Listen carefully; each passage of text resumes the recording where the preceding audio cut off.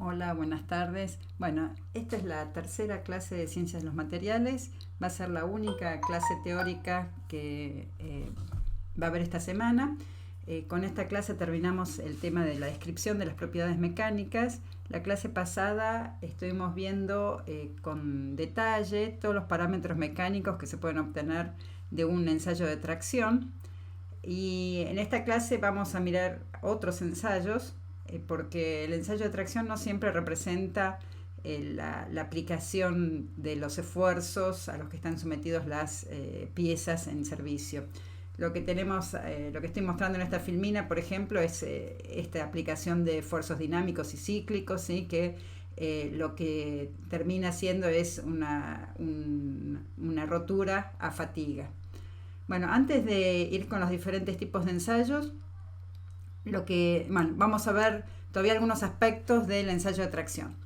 Primero voy a definir lo que son esfuerzo y deformación verdaderos, porque lo que habíamos visto nosotros es que esta curva que obteníamos del ensayo de tracción estaba definida para el esfuerzo como carga por área inicial de la probeta, ¿sí? Antes de que se le aplicara la carga. Y la deformación la habíamos definido como la elongación sobre la longitud inicial de la probeta. Y ya vimos que cuando la probeta es sometida a carga, ¿sí? La longitud aumenta en el caso del ensayo de tracción y el área disminuye. Entonces, estos, digamos, se llaman esfuerzos nominales o esfuerzos de ingeniería, y este gráfico lo llamamos gráfico de ingeniería. Y para el material dúctil tenía este aspecto, así que a partir del esfuerzo de tracción disminuía el esfuerzo hasta la rotura. Lo que vemos es que, bueno, si bien en la parte elástica la disminución de área es casi imperceptible, en la parte de deformaciones plásticas ya se hace más importante, y a partir del esfuerzo de tracción, ¿sí? Que se forma esa estricción en la probeta, ya es muy importante la reducción de área localizada que se produce, bueno, hasta que se produce la rotura. Como acá el área es muy chiquitita, ¿sí? El área es muy chiquitita, en realidad el esfuerzo verdadero, si pensamos en fuerza por área real, ¿sí? El esfuerzo verdadero es mucho más grande que el esfuerzo de ingeniería. Entonces, vamos a ver a partir de esta curva de ingeniería cómo podemos determinar el esfuerzo verdadero y la deformación verdadera. Vamos a usar un modelito que implica pensar que, o sea, como hipótesis tenemos que no hay variación de volumen en la probeta, o sea que área inicial por longitud inicial es área por longitud, ¿sí? El esfuerzo verdadero está definido como carga por área instantánea, digamos, ¿sí? Acá tenemos área instantánea ya disminuida, ¿sí? Y esta es la longitud instantánea ya aumentada. Esta suposición que estamos haciendo en realidad no es estrictamente cierta. Les mencioné que, bueno, en el caso de las deformaciones elásticas, solamente un módulo de Poisson de 0,5, ¿sí? Sería acorde, digamos, a esta hipótesis de que no hay cambio de volumen, y en los metales el módulo de Poisson ya vimos que es 0,34, 0,33. Así que siempre hay un cambio de volumen, y cuando la deformación empieza a ser plástica el cambio de volumen es más importante todavía.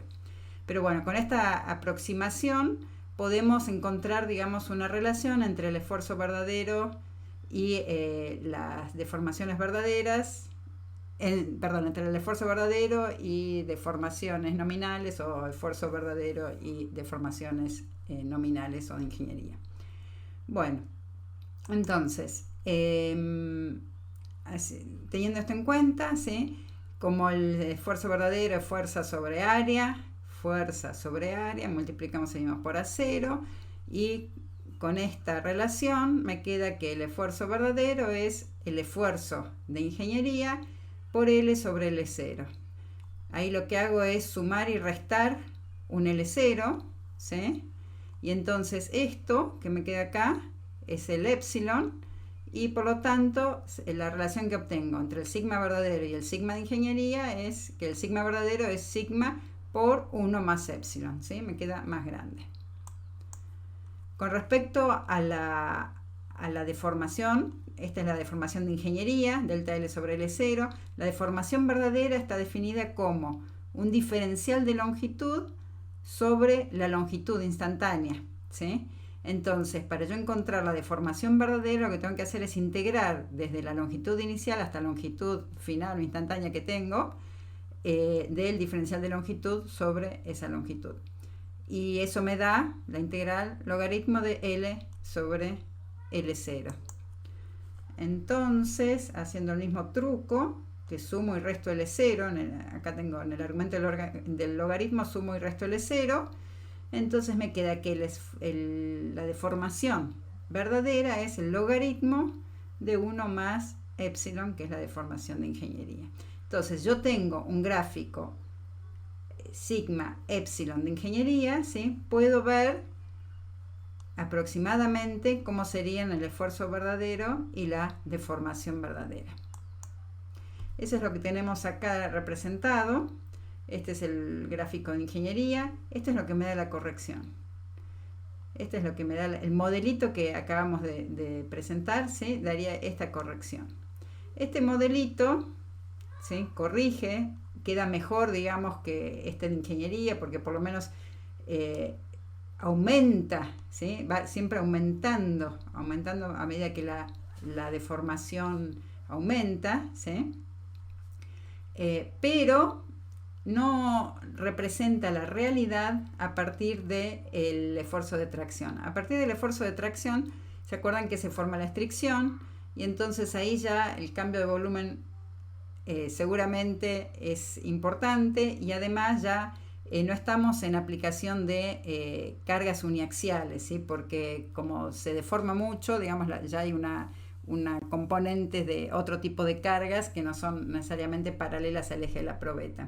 Entonces, este modelito, ¿sí? Sirve hasta el esfuerzo de tracción, ¿sí? Acá me da el esfuerzo de tracción corregido, y a partir de que se empieza a formar la estricción, esta es la realidad y esto es lo que me da el modelito. Es mejor que el modelito, que la curva de ingeniería, pero no llega a representar exactamente la realidad. Bueno, resulta que en algunos metales y aleaciones existe esta relación, se puede relacionar de esta manera el esfuerzo verdadero y la deformación verdadera, donde en este exponente, fíjense que vale en general menos que un medio, ¿no? Es más chico que un medio.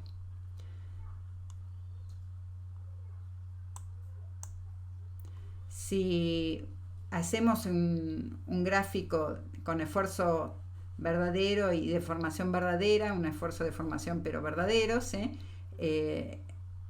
Vamos a tener para un metal dúctil una curva de este tipo, ¿sí? Ya no con el máximo y que baja, sino de este tipo, ¿sí? Y bueno, por ejemplo, acá está calculado el área, está sombreada el área bajo la curva, ¿sí? Que me daría la tenacidad, y lo que vemos es que la tenacidad es mayor que lo que calculamos cuando tenemos el gráfico de ingeniería. Bueno, otro aspecto que quiero que veamos del ensayo de tracción es algo que, bueno, ya mencionamos la clase pasada, sobre la recuperación elástica. Si empezamos un ensayo de tracción, ¿sí? La primera parte era lineal, ¿sí? En la curva, digamos, me quedaba una recta, hasta que, bueno, estaba el límite de proporcionalidad y después llegaba el límite de fluencia o esfuerzo de fluencia, ¿sí? Ahí definíamos que empezaba la deformación plástica. Entonces, si yo supero el esfuerzo de fluencia, voy a tener cierta deformación plástica. ¿Qué pasa si yo dejo de aplicar la carga? O sea, de repente suelto la probeta. La curva por la que se recupera la deformación, ¿sí? Es una recta paralela a la subida esta, ¿sí? Y entonces voy a recuperar lo que es la deformación elástica. O sea, no sé si me estoy expresando bien, pero ustedes imagínense, están estirando la probeta, ¿sí?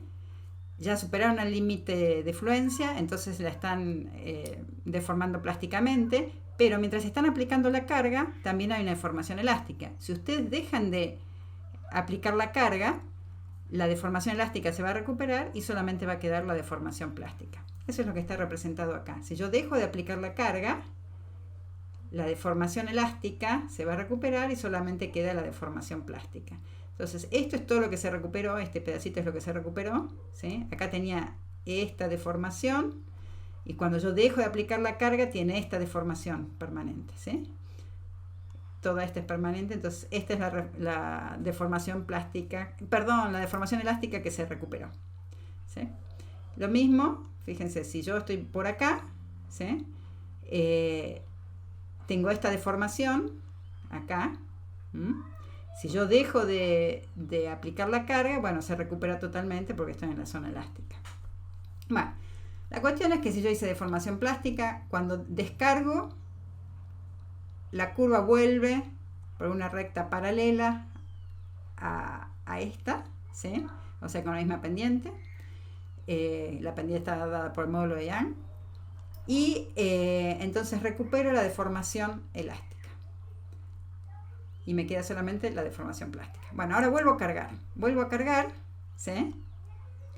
Y entonces, ¿qué pasa? Ahora la deformación plástica va a empezar a un esfuerzo mayor que el que tenía antes. Vamos a tener lo siguiente. Cargo, descargo, vuelvo a cargar y entonces la deformación plástica empieza un esfuerzo mayor. Quiere decir que el material se hizo más resistente, cambió su esfuerzo de fluencia. Por el hecho de haberlo deformado plásticamente, el material aumentó su esfuerzo de fluencia. Eso es lo que se llama trabajado en frío. Aumentar la resistencia del material, ya sea el esfuerzo de fluencia o el esfuerzo de tracción, debido a una deformación plástica. Ese es el trabajado en frío. Se llama trabajado en frío porque esto se hace a temperaturas, digamos, bien por debajo de la temperatura de fusión de los materiales, digamos, temperatura ambiente. Y bueno, esto se puede medir, también, digamos, el porcentaje de trabajado en frío se puede determinar como el área inicial menos el área deformada sobre el área inicial por 100, ¿sí? El porcentaje de trabajado en frío también se llama acritud. Y ahora vamos a ver en los gráficos cómo cambian las propiedades con el porcentaje de trabajado en frío. Tenemos acero, latón y cobre. El latón es una aleación de cobre con zinc. ¿Se acuerdan? El bronce era cobre con estaño. El latón es una aleación de cobre con zinc. Y brass es latón en inglés. Brass en inglés es latón en castellano. Bueno, entonces el acero, ¿sí? Aumenta, esto es resistencia a la fluencia, aumenta mucho la resistencia a la fluencia con el porcentaje de trabajado en frío. El cobre también, bueno, y el latón también. En porcentaje estos son, bueno, habría que calcular bien, esto va de 200 hasta 400, menos de 200 hasta 400, o sea, más del 100%, ¿no? El latón, el acero de 450 no llega a tanto. Bueno, esto pasa también con la resistencia a la tracción, o sea, el máximo de la curva también se modifica. No solo se modifica el esfuerzo de fluencia, que acá es evidente que se modifica, ¿sí? Porque uno piensa en la curva inicial era así, y entonces bajo y subo, y entonces seguiría más o menos por la misma curva, pero no. Lo cierto es que se modifica también el esfuerzo de tracción, y entonces la curva después del trabajado en frío va a ser un poquito más alta. El acero, el latón y el cobre se modifican, no tanto en algunos casos, en otros sí, el esfuerzo de tracción. Ahora, también se pueden imaginar que no todo es bueno con este tratamiento de trabajado en frío, porque ¿qué está pasando? Ahora, si yo quiero ver cuánto se deforma plásticamente, es como que ya perdí parte de la deformación plástica, ¿sí? Porque si empiezo la curva desde acá, esto ya no lo voy a tener como deformación plástica. Entonces, si se rompe en el mismo punto, ¿sí? La realidad es que tengo menor deformación plástica. Y eso es lo que se ve en esta curva. Esta es la ductilidad, en alargamiento porcentual. ¿Se acuerdan que se podía medir como reducción de área, como alargamiento porcentual? Y latón, cobre y el acero, ¿sí? Que los materiales pierdan ductilidad en general no es bueno, ¿sí? Sí es bueno que aumenten la resistencia, no es bueno que pierdan ductilidad, porque en general uno quiere que los materiales se conserven cierta ductilidad para las aplicaciones y para dar forma a las piezas también, es importante. Acá vemos, bueno, cómo varía la curva, la original, este es un acero original, ¿sí? Fíjense que acá tiene la curva de este tipo de acero tiene el máximo y mínimo de esfuerzo de fluencia, ¿sí? El esfuerzo de tracción por acá. Si se le hace un poco de trabajado en frío, ya esta parte la perdió. Esta característica de la curva la perdió y ya es como un material dúctil, ¿sí? Ahí, como material dúctil. Y aumenta un poquito el esfuerzo de tracción. Y con un 24% de trabajado en frío, aumenta mucho más el esfuerzo de fluencia y aumenta también el esfuerzo de tracción. Pero ven que se rompe mucho menor estiramiento, ¿sí? Esto me da en porcentaje de elongación como casi un 24% de ductilidad, ¿sí? Esto tiene como un 20% y esto un 13, diría yo, 12-13% de ductilidad. Este cambio de propiedades del esfuerzo de fluencia y el esfuerzo de tracción, bueno, que hace más resistente al material, es bueno, ¿sí? Pero hay que tener cuidado en algunos casos, porque por ejemplo en este acero, ¿sí? Fíjense con este porcentaje, con 15% trabajado en frío, fíjense qué cerca me queda el esfuerzo de fluencia con el esfuerzo de tracción. Eso es peligroso, ¿sí? Porque se supone que uno diseña las piezas para trabajar con tensiones menores al esfuerzo de fluencia, ¿sí? Uno puede aplicar un factor de seguridad, pero bueno, en general va a tratar de trabajar dentro de lo seguro, lo más cerca posible del esfuerzo de fluencia. Y si por alguna razón, digamos, alguna fluctuación de tensión aplicada o algún problema con el material hace que las cargas superen en un porcentaje no muy grande el esfuerzo de fluencia, en este caso puedo ya superar el esfuerzo de tracción. Si llego al esfuerzo de tracción, acuérdense que el material se va a romper. Si estoy en esta zona donde hay mayor diferencia entre esfuerzo de fluencia y esfuerzo de tracción, tengo una zona, digamos, en que las cargas me pueden fluctuar, el material me puede fallar un poco y puedo sobrecargar la pieza y no se va a romper. Sí se va a deformar plásticamente, voy a tener que cambiarla, pero por lo menos no se va a romper catastróficamente. Entonces es como que el material me está avisando, ¿sí?, de que estoy superando la carga y me da tiempo a actuar. En este caso no voy a tener tiempo para actuar.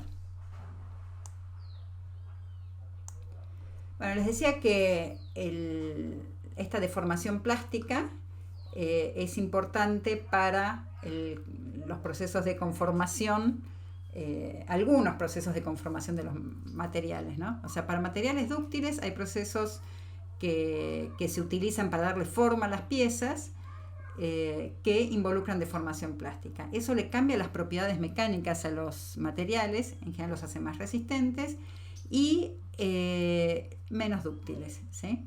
Estos procesos se pueden hacer tanto en frío como en caliente. Si se hacen en caliente, esa ductilidad puede ser recuperada, pero si se hace en frío ya quedan endurecidos o más resistentes y menos dúctiles.